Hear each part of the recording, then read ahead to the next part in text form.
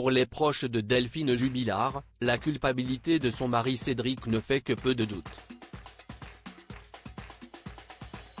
Sur Facebook, certaines d'entre elles tiennent une page à sa mémoire et l'ont baptisée avec, non pas son patronyme de femme mariée, mais son nom de jeune fille, Osagel.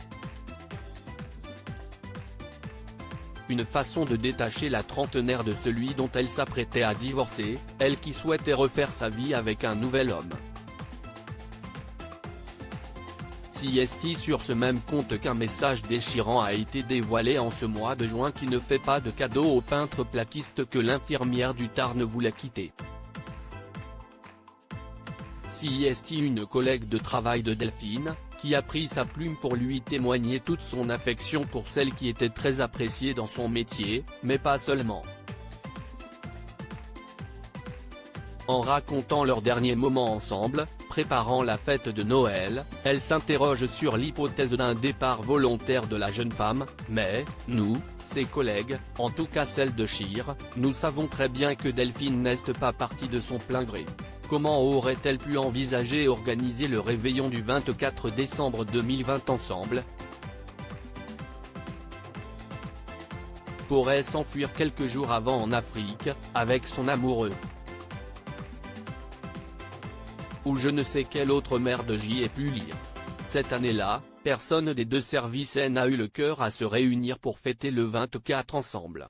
Cette amie, certaine qu'on lui a fait du mal, se refuse à désigner un coupable mais ne cache pas beaucoup son avis en soumettant des hypothèses pour savoir à qui profite le crime. À un homme rencontré 6 mois avant avec qui tu avais des projets? À une femme jalouse, dont on ne connaît rien? À un mari immature, qui te voyait toujours comme le premier jour où vous vous êtes rencontrés et qui avait ses raisons à ne pas te laisser partir? J'ai ma propre opinion là-dessus,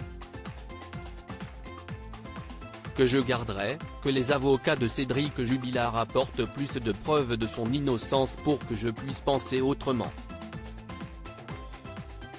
Maître Batik, dont les clients sont Didier et Elisabeth, l'oncle et la tante de Delphine Jubilard, et 3 de leurs enfants, avaient d'ailleurs formulé les éléments qui permettent de dessiner le mobile de l'artisan controversé. Cédric Jubilard apparaît comme un mari jaloux de manière compulsive qui voyait sa femme lui échapper.